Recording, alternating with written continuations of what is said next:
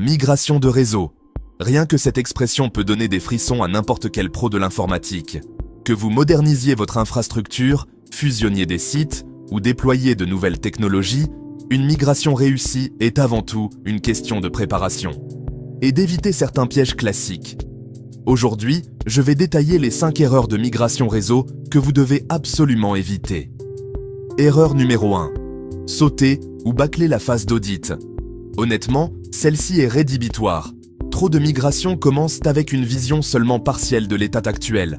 Des liens WAN dont personne ne se souvient, des commutateurs prêts à être mis au rebut, des VLAN obsolètes ou un manque de redondance. C'est une recette pour le désastre. Alors, commencez par une exploration approfondie, cartographiez votre topologie, analysez les flux de trafic, vérifiez les performances et inventoriez chaque actif. Un audit minutieux vous aidera à éviter les mauvaises surprises. Numéro 2. Ignorez les dépendances applicatives.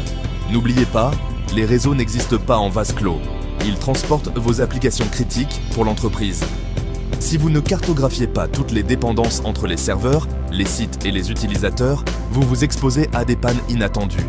Avant de toucher quoi que ce soit, assurez-vous de savoir quelles applications dépendent de quelle partie du réseau. Croyez-moi, vos utilisateurs vous remercieront. Erreur numéro 3. Optez pour un basculement Big Bang sans filet de sécurité. Je comprends, l'idée de tout basculer en une nuit est tentante. Mais si vous n'avez pas un plan de retour arrière solide ou un scénario de secours, vous flirtez avec le désastre. Il est bien plus intelligent de migrer par phase, par site, par département ou par fonction. Après chaque étape, vérifiez vos métriques clés, latence, erreur, accessibilité.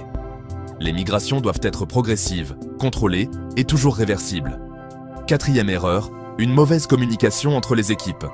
La migration réseau n'est pas qu'une affaire d'informatique. La sécurité, les propriétaires d'applications, même les parties prenantes métiers, tous doivent être informés.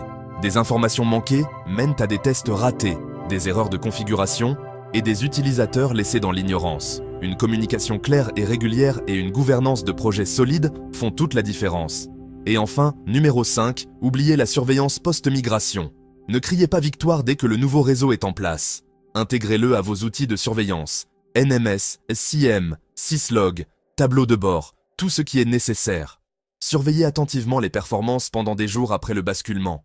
Vous voulez détecter et résoudre les problèmes avant même que vos utilisateurs ne remarquent quoi que ce soit.